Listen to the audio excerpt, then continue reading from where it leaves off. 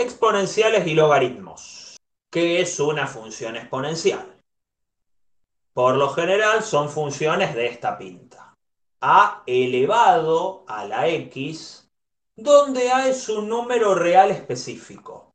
Positivo, lo que se llama la base tiene que ser positiva para que la exponencial esté bien definida. Algunas particularidades que tienen las funciones exponenciales, bueno, que el dominio de una función exponencial son todos los números reales, es decir, que vos a un número positivo lo podés elevar a la potencia que se te antoje, siempre vas a obtener como resultado un número positivo. ¿Mm? El resultado siempre va a ser positivo, aunque el valor del dominio no sea positivo. ¿Sí? Entonces, bueno, cuando no es positivo, cuando es cero, se aplican ciertas propiedades de la potenciación que te permiten calcular el valor de la exponencial de base positiva, como debe ser, para cualquier valor real. Las funciones exponenciales poseen una asíntota horizontal, solo uno de los lados. Por la derecha, si la base es menor a 1, o por la izquierda si es mayor a 1. Y acá tienen algunos ejemplos gráficos como para ver a qué nos referimos. Entonces tomé algunos casos testigo: 2 a la x, 6 a la x, un medio a la x y un sexto a la x. ¿Sí? Tomé exponenciales con base mayor a 1, que tienen asíntota horizontal en 0 por la izquierda, y exponenciales con base entre 0 y 1, que tienen la misma asíntota pero por derecha. Como pueden ver, las exponenciales crecen muy pero muy rápido, las de base mayor a 1 entre los positivos y las de base menor a 1 entre los negativos. ¿Por qué eso? Bueno, porque se verifican ciertas propiedades de las exponenciales, ¿sí? Sobre todo, bueno, esto de por qué cruzan todas el mismo punto y qué punto es ese. Es el 0,1. ¿Por qué razón cruzan todas el 0,1? Porque cualquier número positivo elevado a la 0 me da 1. Entonces es de esperar que la ordenada al origen de cualquier exponencial o que cualquier número a la 0 me dé 1. ¿Sí? Bueno, algunas propiedades básicas de las exponenciales, simplemente para recordar: producto de potencias de igual base, se suman los exponentes, en el cociente se restan el del numerador menos el del denominador, la propiedad de potencia de potencia, el producto de potencias de igual exponente. Eso quizás les va a servir para más adelante. El cociente de potencias de igual exponente. Las potencias negativas, que es a lo que me refería en la diapo anterior, es decir, por qué se termina dando vuelta cuando la base está entre 0 y 1, ¿sí? El gráfico. Las cuestiones de la raíz enésima. O sea, una raíz se puede escribir como una potencia, como a la 1 sobre n. La potencia fraccionaria. Sí, son todas propiedades básicas del álgebra vinculada a la propiedad de las distintas propiedades de la potenciación.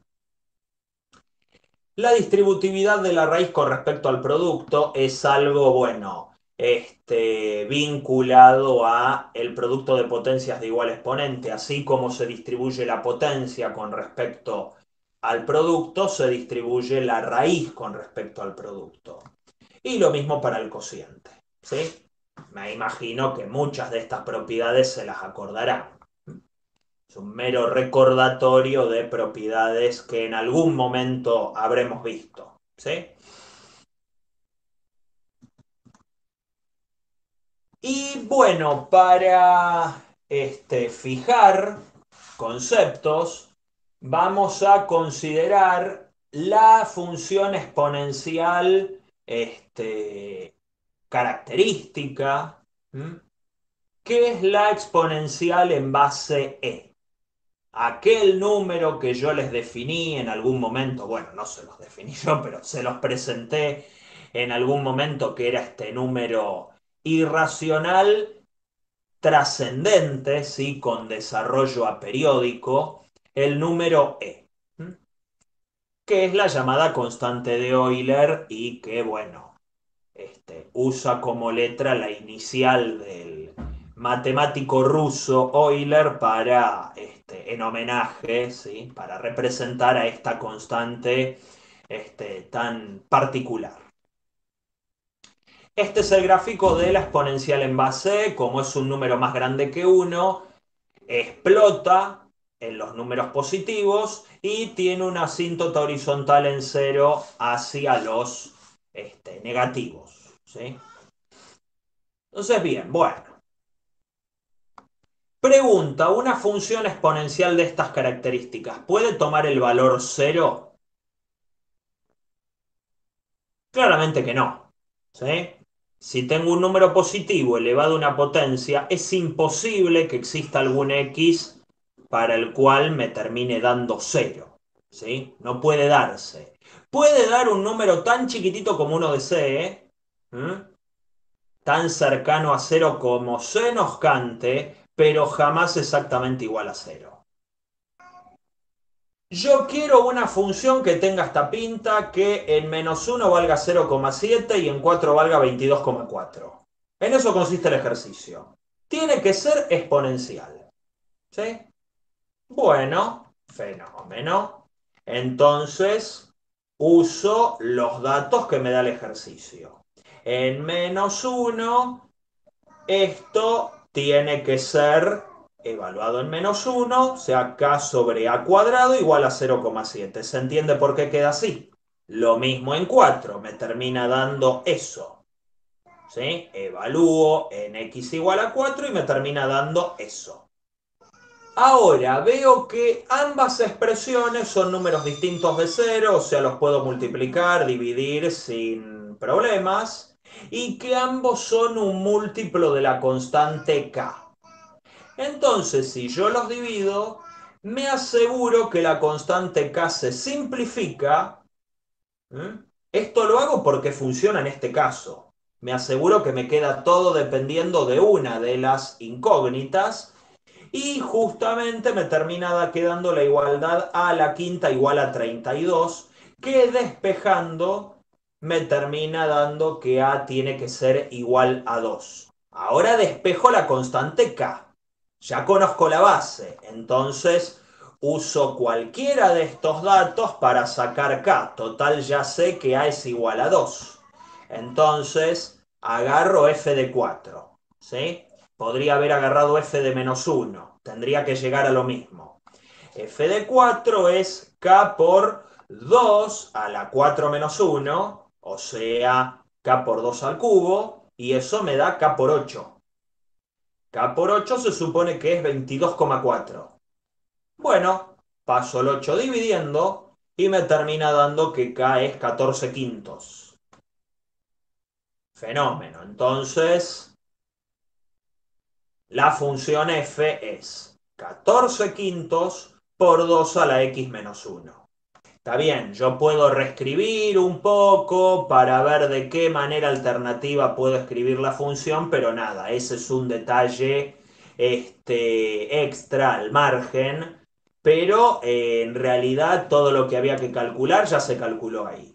Luego podés escribir un poco, tener en cuenta que del 14 es 7 por 2 y este 2 lo juntás con la potencia de 2 que tenés acá y te termina quedando algo así.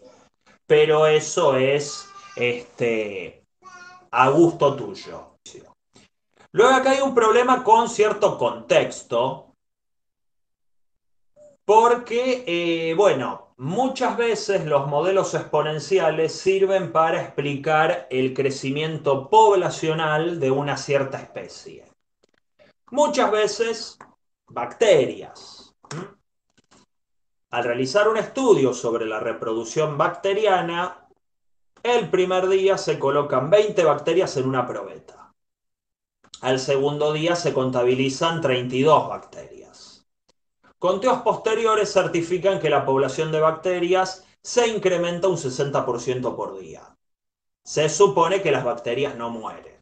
Bueno, como para hacer un caso ideal bien sencillito. ¿Cuántas bacterias habrá a los 10 días? Bueno, planteo la función que cuenta el número de bacterias, bueno, ahí hay un pequeño furcio, en función del tiempo. Defino una función n de t, la n de número de bacterias al tiempo t medido en días. Como por lo general estas funciones que cuentan la población de una determinada especie son modelos exponenciales, me planteo un modelo exponencial. K por A a la T. Yo sé que a tiempo cero pusimos en la probeta 20 bacterias. Evalúo esta función en cero y me da ya de una el valor de K. ¿Sí? K es igual a 20, que es la población inicial de bacterias. Así que yo ya tengo la expresión de la función n de t, que es con la que voy a trabajar. Lo que me está faltando es la base A, ¿sí?, de esta función exponencial, que va a estar vinculada al crecimiento en el número de bacterias. Si al primer día tengo 32, entonces evalúo esta función en 1 y me va a dar 20 por A a la 1, 20 por A, igual a 32. 32 dividido 20, 8 quintos, que es justamente 1,6. Ahí está el 60%, ahí aparece el 60% de incremento de la población de las bacterias. Hay uno, es decir, este 1, o sea, ¿cómo se compone este número? 1 es la población que había hasta el día anterior y 0,6 es el agregado del día que estoy considerando ahora. Ahí tenemos ese incremento del 60% por día. Y nos termina quedando que n, o sea, la función exponencial que representa a la población de bacterias, se escribe de esa forma que tenemos allí. ¿Sí? Pregunto, ¿qué ocurriría si dejo que esta colonia de bacterias siga reproduciéndose con un tiempo t que tienda a infinito? ¿Qué creen que va a ocurrir con esta colonia de bacterias? ¿Se va a estabilizar en una determinada población? ¿Va a decaer? ¿Va a seguir creciendo? ¿Va a oscilar? ¿Qué creen que va a ocurrir? Y depende de las condiciones que esté. Están las mismas condiciones en que estuvo planteado este ejercicio. Entonces, Y crece infinitamente la población. crece infinitamente, sigue aumentando, porque yo a este número más grande que 1 lo elevo a una potencia que se puede hacer tan grande como uno quiera, y hemos visto que las exponenciales con base más grande que 1 toman valores muy pero muy altos. Si en cambio yo te dijera, bueno, el número A acá, la base de esta exponencial, es la tasa de crecimiento de la población de bacterias. Este 1,6 es la tasa de crecimiento. Si en cambio yo te dijera que bajo las mismas condiciones, encontré que la tasa de crecimiento de esta población de bacterias es de 0,5. Es todo lo mismo, solo que la tasa de crecimiento, o sea, la base de esta exponencial, es 0,5. ¿Qué creen que le ocurrirá a la población en un futuro para un valor de t alto? ¿Qué creen que le ocurrirá con esa tasa de crecimiento? Tiende a cero, muy bien. La población tiende a extinguirse, ¿sí? La tasa de crecimiento no es superior a 1, o sea, la población va a seguir creciendo si la base es mayor a 1. Si es más chica que 1 la base, la población tiende a extinguirse, ¿sí? Es la forma de caracterizar cuando una determinada especie corre riesgo de extinguirse porque se utilizan modelos exponenciales en intervalos de tiempo, se van contabilizando los individuos aproximadamente en esos intervalos de tiempo y se ajusta un modelo exponencial, y cuando se observa que la tasa de crecimiento no es mayor a 1, la especie corre riesgo de extinguirse, ¿sí? Incluso en animales, en insectos, en bacterias, etcétera, ¿sí? Incluso hasta poblaciones humanas, ¿sí? Sitios que tienden a despoblarse o que el número poblacional tiende a disminuir, o hasta países que tienden a disminuir su población. Ya conociendo la función representativa del modelo, calculamos la población a los 10 días, que es la última pregunta, y ahí nos aparece que n de 10, porque hay que evaluar la función que cuenta el número de individuos en 10, nos termina dando más o menos 2199. No va a ser un valor exacto ni predictivo. Va a ser una estimación porque este es un modelo que ajusta a los datos. Puede ser que la pifie por un poco. Si la pifia por mucho es porque el modelo está mal hecho.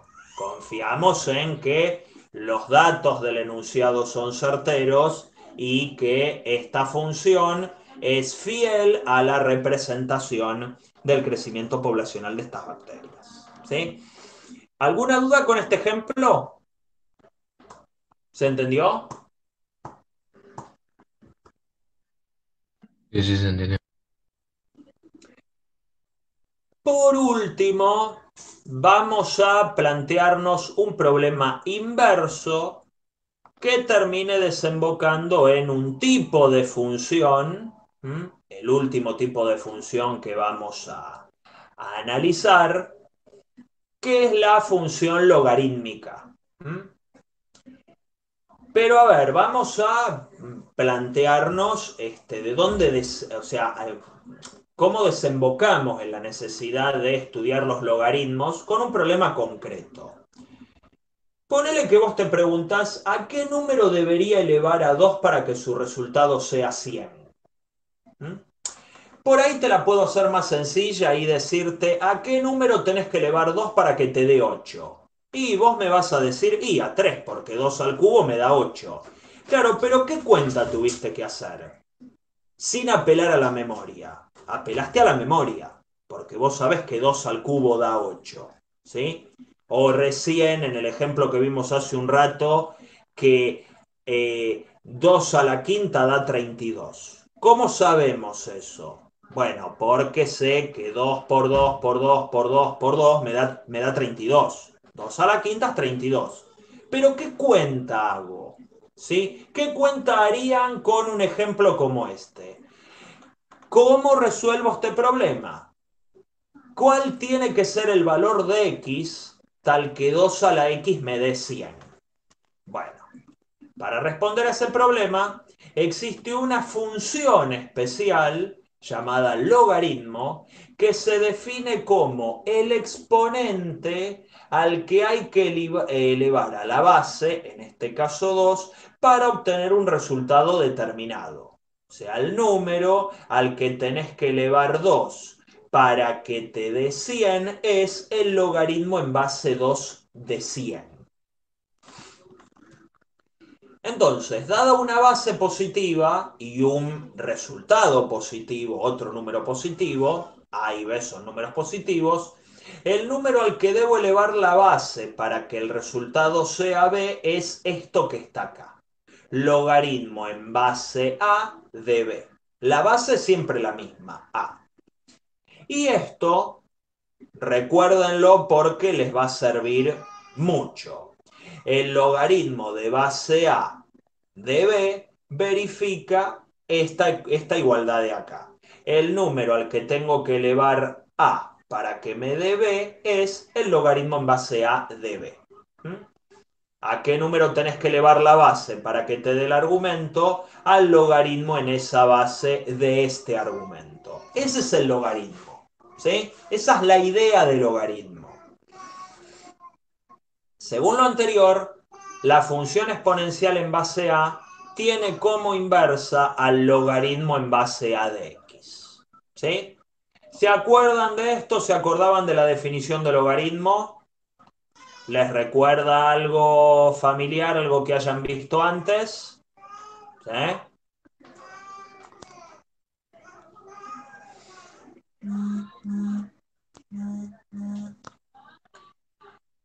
Ahí en pantalla tenemos los gráficos, ¿sí?, enfrentados de la exponencial en base 2 y su inversa, logaritmo en base 2, que como era de esperar, son gráficos simétricos con la recta igual a x.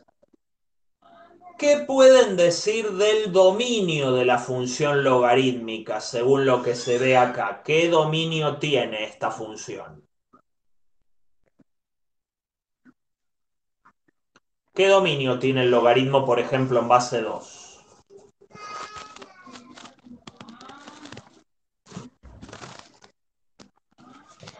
¿De cero más infinito?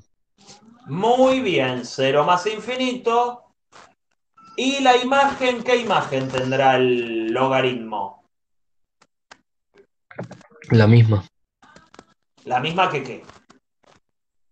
que el dominio. No, porque yo acá veo que toma imágenes negativas y positivas.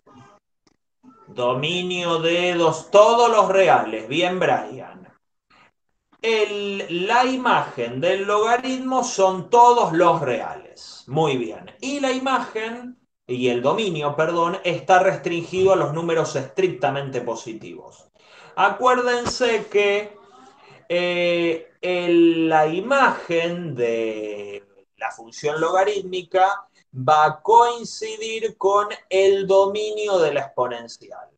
Y la imagen de la exponencial es el dominio del logaritmo. ¿Sí? Existe esa relación, ese cruce entre dominio e imagen de una función y su inversa. ¿Sí? Recuerden eso, siempre que tengan que analizar dominios e imágenes de ciertas funciones y sus inversas. Bueno, algunas propiedades de los logaritmos. Consideremos números positivos a, b y c y un número real r. Entonces, el logaritmo de un producto es la suma de los logaritmos. El logaritmo de un cociente es la resta de los logaritmos, el logaritmo del numerador menos el del denominador. El logaritmo de una potencia, sale la potencia para afuera y me queda la potencia por el logaritmo de la base. El logaritmo de la unidad, que bueno, si se acuerdan de la exponencial de 0 que está aquí abajo, la exponencial de 0 siempre me daba 1, entonces es lógico que el logaritmo de la unidad me dé 0. ¿A qué número tenés que elevar un número positivo para que te dé 1? Y a 0. ¿Sí? Luego tenemos el logaritmo del inverso multiplicativo, que es en cierta forma un vínculo entre las propiedades 2 y 4. ¿Sí? Porque si yo acá lo veo como un cociente donde el numerador vale 1 y yo sé que el logaritmo de 1 vale 0, entonces claramente me termina quedando esto que está acá. El logaritmo de 1 sobre b es menos el logaritmo de b. Bueno, existen dos bases de logaritmos especiales que son las más usadas, que son la base 10, conocida como logaritmo decimal, que se escribe sin subíndice. Cuando veo log a secas es el logaritmo decimal. Y el logaritmo en base e, el número e que les mencioné recién cuando estábamos viendo exponenciales, es el llamado logaritmo natural o neperiano. que se escribe como ln. Son los dos logaritmos de notación especial y que se toman como referencia. Van a ver en las calculadoras que no tienen una enorme variedad de logaritmos. Bueno, no sé las calculadoras científicas más modernas, pero no hace falta tener una gran variedad de logaritmos porque alcanza con conocer o con poder calcular uno o dos logaritmos de referencia para luego poder calcular logaritmos en cualquier base. Para eso hace falta aplicar una propiedad de cambio de base. Sobre todo si tengo alguna calculadora científica medio limitada que no me permita calcular logaritmos en cualquier base. Todos los logaritmos se pueden escribir en función de una única base. Si suponemos que tenemos dos números positivos, ¿sí?, que son dos bases diferentes, y ponele que yo no tengo manera de calcular los logaritmos en base A, pero sí puedo calcular los logaritmos en base B con la calculadora. Entonces, ¿qué hago? El logaritmo en base A de x es el logaritmo en base B de x dividido el logaritmo en base B de A. Esa es la manera que tengo para calcular un logaritmo en una base que desconozco o que no puedo calcular de manera directa con la calculadora. Entonces uso un logaritmo que sí está en mi calculadora, con el cual puedo hacer cuentas y lo calculo con esa formulita que está allí. Ahora puedo responder la primera pregunta que nos hicimos al definir logaritmos. ¿A qué número debo elevar a la base 2 para que nos dé 100? Bueno, a logaritmo en base 2 de 100, por definición de logaritmo. Pero yo no tengo en la calculadora los logaritmos en base 2. Bueno, uso la propiedad de cambio de base. Y tomo el logaritmo en base 10, que sí está en la calculadora. El logaritmo de 100 es 2, eso es fácil, porque 10 al cuadrado me da 100. Y el logaritmo en base 10 de 2 es este numerito que está acá. ¿Sí? 2 dividido ese numerito me da 6 y pico. Hagan la prueba con sus calculadoras. Si elevan 2 a 6,64, 38, 56, qué sé yo, les va a terminar dando 100. ¿Se entendió el concepto de logaritmo? ¿Se entendió de dónde sale?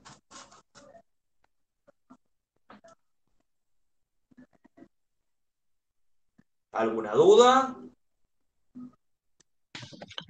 Profe, si nuestra calculadora sí acepta los valores, podemos poner logaritmo en base 2 de 100 y nos va a dar, ¿no? Exactamente, sí. Bueno, Ah, quizás listo, haya gracias. algunas calculadoras científicas, creo que esas que llegan a calcular integrales, resolver sistemas, sí lo admiten, pero por si tienen alguna calculadora un poco más modesta, pueden utilizar esa fórmula de allí. ¿Sí? Bueno, bien. Ahí tenemos los gráficos de distintos logaritmos. El marroncito, que es el usual al que más estamos acostumbrados, es el logaritmo en base a con a mayor que 1. Y si la base es menor a 1, o sea, entre 0 y 1, la gráfica es la verde, ¿sí? O sea, cambia en este sentido, ¿sí? Como comentábamos hace un rato, el dominio de los logaritmos va desde 0 hasta más infinito. No puedo evaluar el logaritmo ni en 0 ni en un número negativo, pero la imagen del logaritmo son todos los reales. Vale decir que el logaritmo es una función creciente. El logaritmo crece en todo su dominio. Crece muy despacio. Convengamos que en valores muy próximos a 0 donde el logaritmo claramente tiene una asíntota vertical por derecha. El logaritmo crece muy rápido, pero luego al pasar por el 1,0, empieza a crecer de manera muy, pero muy lenta. El logaritmo crece más despacio que cualquier función lineal. ¿Sí? Es una función de crecimiento muy, pero muy lento. Bueno, de las funciones analíticas quizás sea la que más lento crece. Vamos a calcular inversa, ya que, bueno, tenemos esta relación entre exponenciales y logarítmicas tan aceitada. Vamos a calcular la inversa de una función, como la que tenemos allí, y de paso determinar el dominio de esta inversa. ¿Sí? Tenemos la función 3 menos e a la 4 más 2x, donde teníamos una función que es una exponencial corrida y dada vuelta en cierta forma, y nos pedían hallar su inversa, determinar su dominio, y aplicábamos en algún momento logaritmos, ¿sí? Y no aplicábamos cualquier logaritmo para despejar. Una vez que llegamos a este punto y nos veíamos en la necesidad de bajar la x del exponente, aplicábamos un logaritmo con base en la misma base que tiene la exponencial para que las cuentas salgan más limpitas. ¿Sí? A ver, yo acá podría haber aplicado logaritmo en base 10, ¿sí? No necesariamente un logaritmo natural, logaritmo en base e. La cuestión es que si aplico otra base, bueno, van a aparecer constantes de la forma logaritmo decimal del número e. Y el logaritmo decimal del número e, o sea, el logaritmo en base 10 del número e, es una constante, ¿sí? O sea, no hace nada, es simplemente una constante multiplicando, pero puede ensuciar un poco la notación, ¿sí? Si tengo la exponencial en base e, me conviene utilizar logaritmo en base e. Si acá en lugar de hubiera dicho 3 a la 4 más 2x, uso el logaritmo en base 3. ¿Sí? ¿Qué sería lo peor que podría ocurrir? Bueno, como ya nos pasa acá, me va a quedar logaritmo en base 3 de 3 menos i. Y acá simplemente lo que hay en el exponente.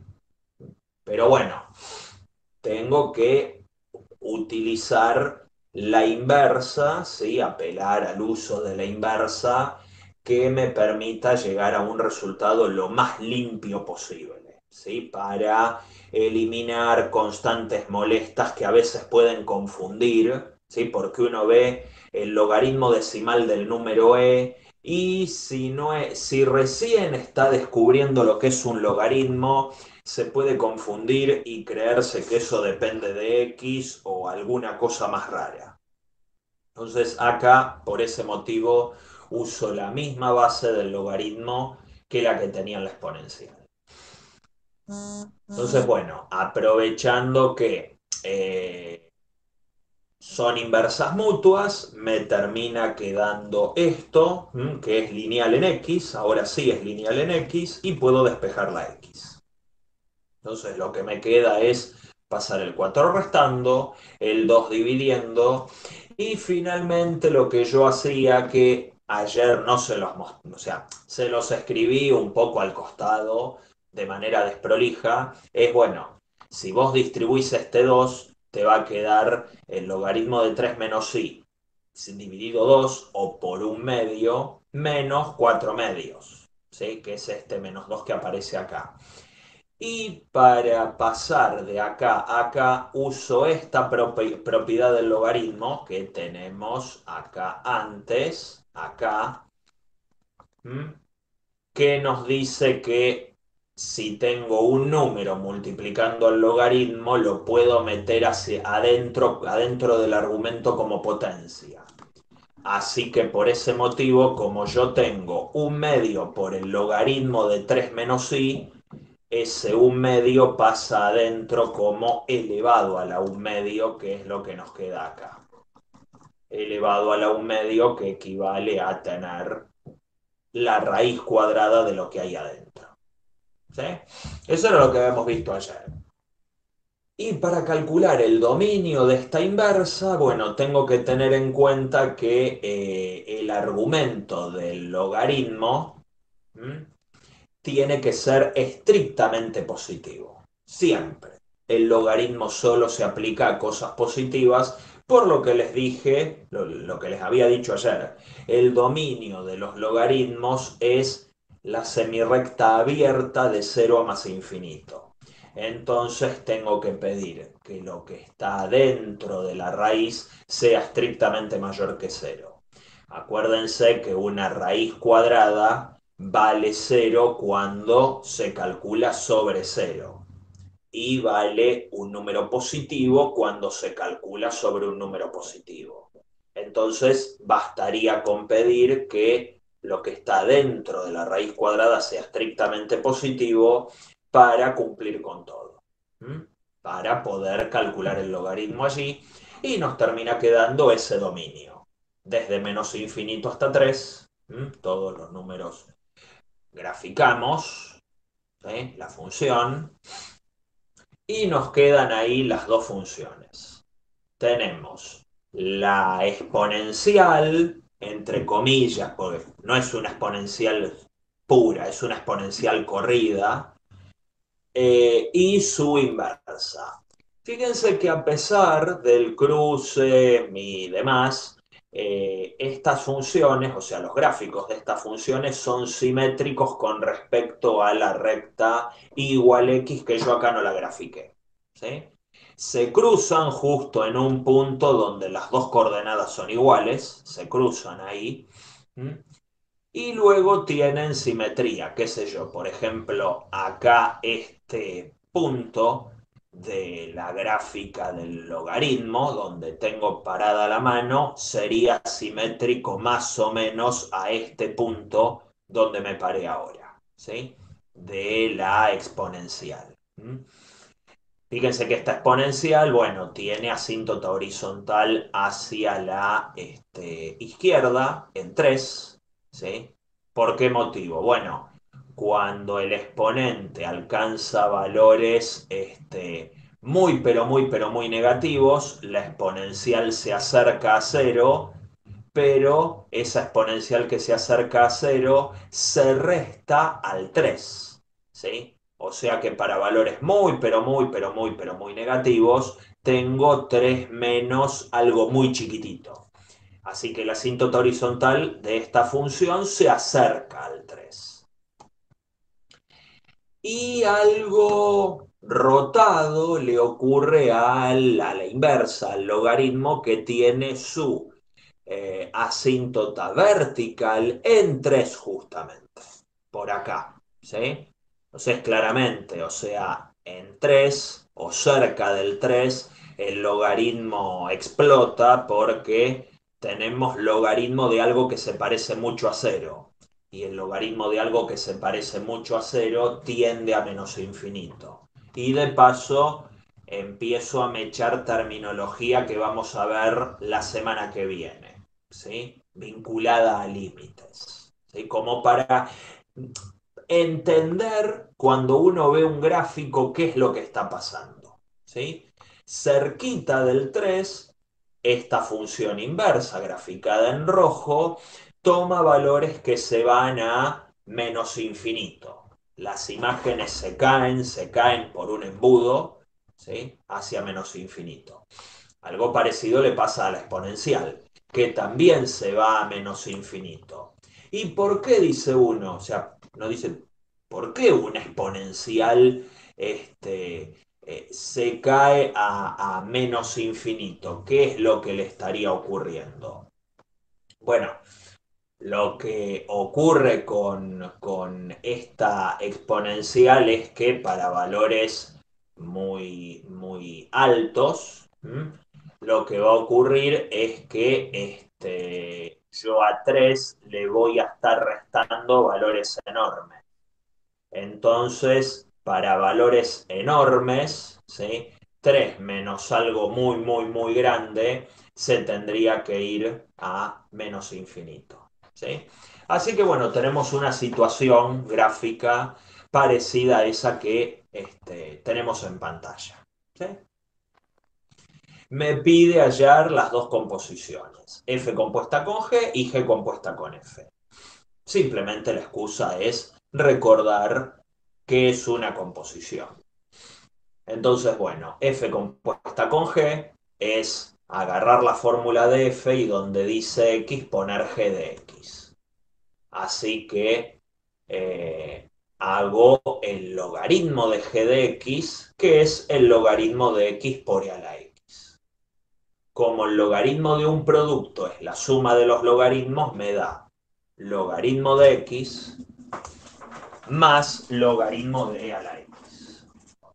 Aplico nuevamente la propiedad de que el logaritmo y la exponencial son inversas mutuas, así que tenemos logaritmo de X más X. ¿Por qué? Porque la composición entre dos inversas me da la función identidad. Luego tenemos el otro caso de G compuesta con F. Ahí hago al revés, agarro la fórmula de la función g, que es esta de acá, y donde dice x pongo la fórmula de f. Entonces me queda logaritmo de x por e a la logaritmo de x. Nuevamente uso que son inversas mutuas. Me queda logaritmo de x por x, y acá usé la propiedad del logaritmo que si está multiplicado por algo, lo mete adentro de su argumento como potencia y por eso queda así. Estaba bien que hubieran dejado esto así, ¿sí? Está perfecto. Pasa que también la excusa es mostrarles el uso frecuente de propiedades del logaritmo y de exponencial para ir quitándonos el miedo de usar esas propiedades e ir ganando confianza, ¿sí? De que cuando tenemos la posibilidad lo usemos. Si tengo suma de logaritmos, me las puedo ingeniar para escribir eso como un único logaritmo del producto de esas cosas. Si tengo el logaritmo por algo, ese algo lo puedo meter adentro del argumento del logaritmo y va a quedar como potencia. Eh, ¿Cuál es el motivo? Bueno, que quede todo escrito de manera más compacta, ¿sí? No quiere decir que eso esté bien y dejarlo así esté mal. Está perfecto igual, ¿sí? Incluso para algunos cálculos quizás hasta sea mejor dejarlo así. Pero bueno, esto es para acostumbrarse al uso de estas propiedades y familiarizarse con ellas. Y luego ahí tienen un problemita, si se quiere, de tarea extra, para pensar. Ahí tenemos la función logaritmo de x y la función g de x, una cuadrática, y nos piden, bueno, nos hacen una ensaladita acá. Hallar el dominio, los ceros y las regiones de positividad y negatividad de la composición F compuesta con G. Bueno, acá una aplicación de los logaritmos bastante pintoresca y movediza, si se quiere. Van a ver, o sea, en la práctica tienen aplicaciones, la idea es que, bueno, ustedes no son matemáticos puros, sino gente que se está preparando para una carrera vinculada a las ciencias naturales, ¿sí? Bueno, quizás sea una de las carreras de las ciencias naturales como es la biología, por excelencia. Y bueno, está bueno ver aplicaciones. Quizás no es la aplicación aplicada a la biología, que en la práctica tienen un par para analizar, sino que, bueno, esto es algo vinculado a más bien la geología, porque es la aplicación de los logaritmos en el cálculo de la intensidad de los sismos, los terremotos. Habrán escuchado hablar de la escala de Richter para medir terremotos. Esa escala es logarítmica, ¿sí? Es decir, en la fórmula, que ahora veremos cómo es, se necesita aplicar un logaritmo para calcular correctamente, para medir correctamente la intensidad del terremoto. Pero vamos a ver cómo es eso. Cada incremento en una unidad representa un terremoto 10 veces más intenso. O sea, bueno, escucharán las noticias o leerán en los portales de internet que a veces aparece sismo en tal lugar de 5,1 grados en la escala de Richter. Sismo en tal otro lugar de 4,1 grados en la escala de Richter. Como acá tuvimos hace unos meses, creo que en la zona de San Juan hubo uno, ¿sí? Bueno, entonces, ¿qué es lo que ocurre? La diferencia de 1 grado en esta escala implica que el terremoto es 10 veces más potente, ¿sí? Un terremoto de 5,1 grados es 10 veces más potente que uno de 4,1 grados, ¿sí? ¿Cómo se miden los sismos? Bueno, se utiliza un sismógrafo. Es decir, es un aparato que permite medir la intensidad del sismo. Es un objeto que nos permite obtener, ¿sí?, una medición concreta de la intensidad del terremoto. A ver, muchas veces nosotros utilizamos algún aparato para medir una determinada magnitud. Una balanza para medir el peso, un metro para medir las dimensiones de una habitación. Son aparatitos que sirven para medir magnitudes. Por lo general, lo que uno termina midiendo no necesita transformarlo en otra cosa, ¿sí? Si, bueno, una persona se sube a la balanza y pesa 85 kilos, es porque la balanza puso la aguja o el display en 85, depende de la antigüedad de la balanza o del estilo. Pesa 85, listo, porque la balanza dice 85. Con el sismógrafo pasa algo diferente. ¿Por qué? Porque el sismógrafo lo que marca es la amplitud de una traza y luego ese dato hay que transformarlo con un logaritmo, ¿sí? No es que la amplitud directamente, la amplitud de la traza que marca el sismógrafo directamente es la intensidad del terremoto, sino hay que aplicar una pequeña fórmula, que es esta que tienen acá, como para calcular correctamente la magnitud del sismo. Entonces, el sismógrafo mide la intensidad del sismo, es un aparato que dibuja una traza con una amplitud que es un número A positivo, y esa amplitud está medida en milímetros. Entonces, cuando esta amplitud varía, indica una variación en los temblores registrados en la superficie terrestre, y así la variación de magnitud de un sismo puede analizarse según la amplitud de la traza mediante esta fórmula, la cual permite calcular la magnitud de un terremoto que ocurre a 100 kilómetros de donde está ubicado el sismógrafo.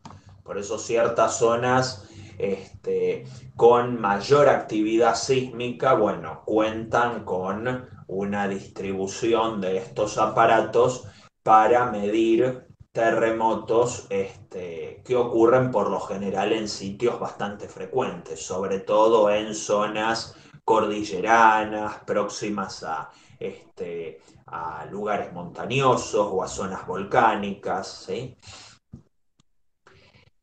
Y acá tenemos algunos problemas simplemente con la excusa de aplicar esta formulita y estos conceptos al caso de los sismos.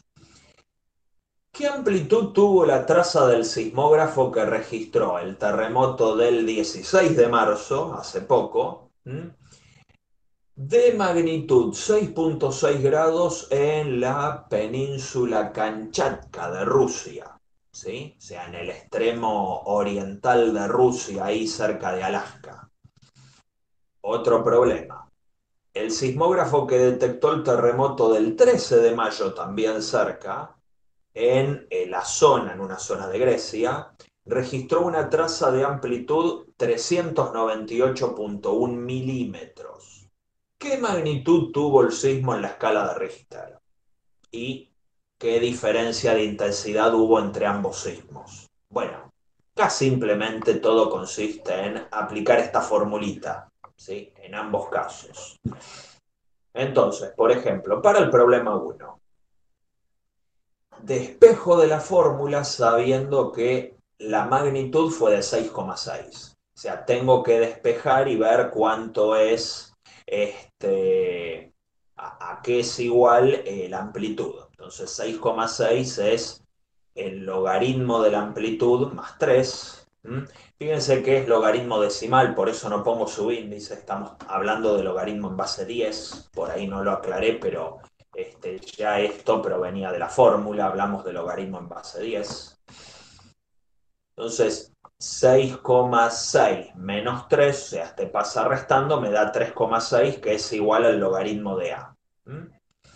Y para despejar, bueno, acá me quedaron pegaditos, ¿sí? Pero para despejar A, ¿qué es lo que hago? Tomo exponencial en base 10 a ambos lados, ¿sí? Disculpen ahí que quedaron pegados, pero omitan esto. Entonces tengo 10 a la 3,6 es igual a 10 a la logaritmo de A, pero 10 a la logaritmo de A es A. Entonces lo que se obtiene es que el sismógrafo marcó una amplitud de 3.981 milímetros, ¿sí? Casi 4 metros es lo que marcó en la traza, ¿sí? Esa fue la amplitud informada, que es más o menos 10 a la 3,6. Luego en el ítem 2, que es con respecto al otro terremoto, ya nos daban la amplitud que era de 398,1. Entonces, aplico directamente la fórmula. La magnitud es el logaritmo de esta amplitud que nos informa el ejercicio más 3, lo que nos termina dando aproximadamente 5,6 en la escala de Richter, ¿sí? El terremoto en Grecia fue de 5,6 grados. El de Rusia ya nos informaba que era de 6,6. Así que la diferencia es, entre comillas, tomado muy literal, a favor del terremoto de Rusia en cuestión de intensidad.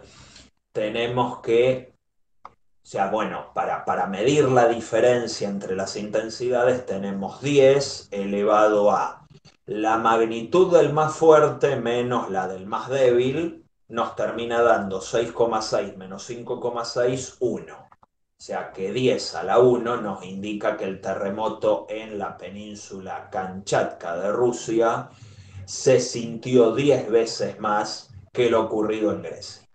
¿Sí? Bueno, con eso termina el ejemplito.